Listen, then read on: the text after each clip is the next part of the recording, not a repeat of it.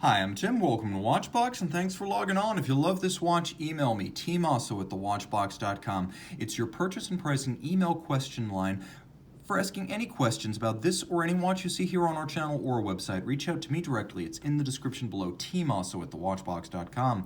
And today we are discussing the Omega Speedmaster Moonwatch Moonphase, a timepiece that gives you practical and romantic complication refinements in a steel case with a rose gold bezel, rose gold crown and pushers, 44.25 millimeters in diameter by a reasonably compact 49.5 millimeters lug-to-lug, 17.1 millimeters thick, and then a 21 millimeter spacing between the lugs.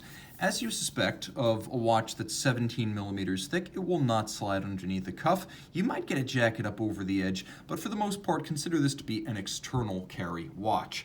Now, you can also see that it is relatively compact across the wrist, so as thick as it is, it's not terribly wide, and I could recommend it for a wrist as small as 14 centimeters circumference. So here's the over-the-top shot, so you get a good sense of it. Here's the down-the-barrel shot with some clearance on both sides, and here's the cuff shot one more time.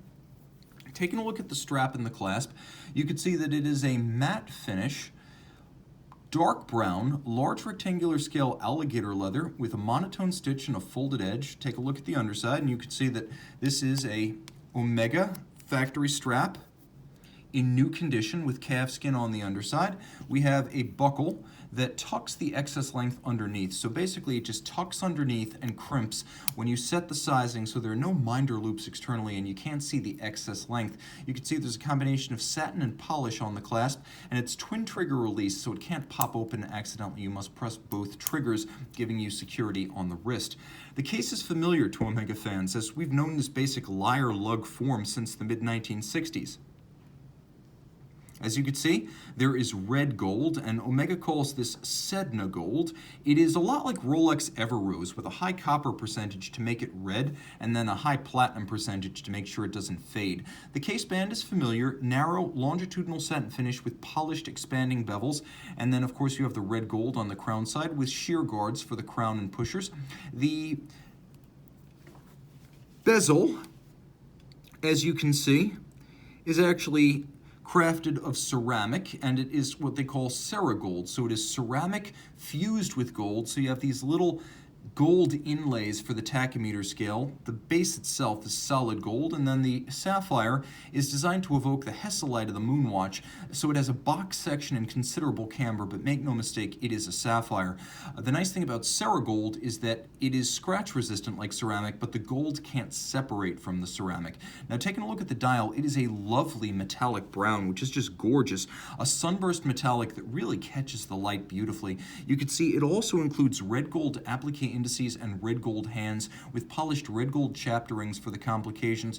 You have two mono counters on this dial, so it has a nice balanced twin register look. There's actually quite a bit going on. You have a gloss finish photorealistic Moonphase down at 6 o'clock. You have chronograph minutes and hours on one counter at 3 o'clock.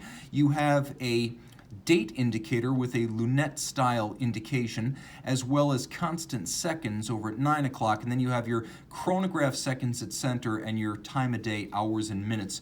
Now the way this works is there's a quick set system for the Moonphase. You pull the crown to the intermediate position, you can adjust the moon, and in the opposite direction it quick adjusts the date. There's also a hacking or stop seconds function. And if you like to leave your chronograph running, there is a vertical clutch coupling, which both allows the chronograph to engage without any jump, unlike a lateral clutch, but it also allows you to keep the chronograph running full time with no additional wear and tear.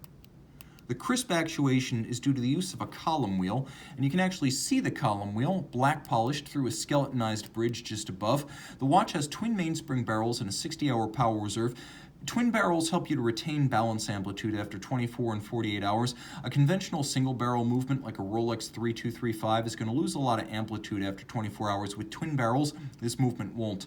Anti-magnetic, it features a silicone hairspring that allows the watch to achieve basically amagnetic status, as it's essentially immune to magnetism. It's shock resistant with a dual anchored balance bridge and a free sprung index.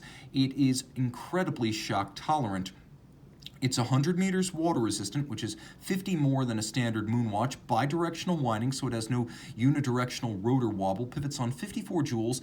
It has a tri-level co-axial, which is a direct and indirect impulse escapement invented by British watchmaker George Daniels. This is now a very accurate and very tough system. So the escapement itself is probably the most exotic escapement you can buy for under $50,000, and it delivers on all the original promise of Daniels' prototypes. Now, of course, you also have Master Chronometer certification, which means 6-position chronometric testing as a fully cased up watch, power reserve and winding efficiency tested, anti-magnetism tested, water resistant tested, and of course it is a full watch standard developed between Omega and the Swiss Federal Institute of Metrology. It matches the COSC chronometer and meets those standards but goes beyond. If you love this watch, email tmosso@thewatchbox.com for purchase and pricing details. And we're back with the Moonwatch Moonphase by night.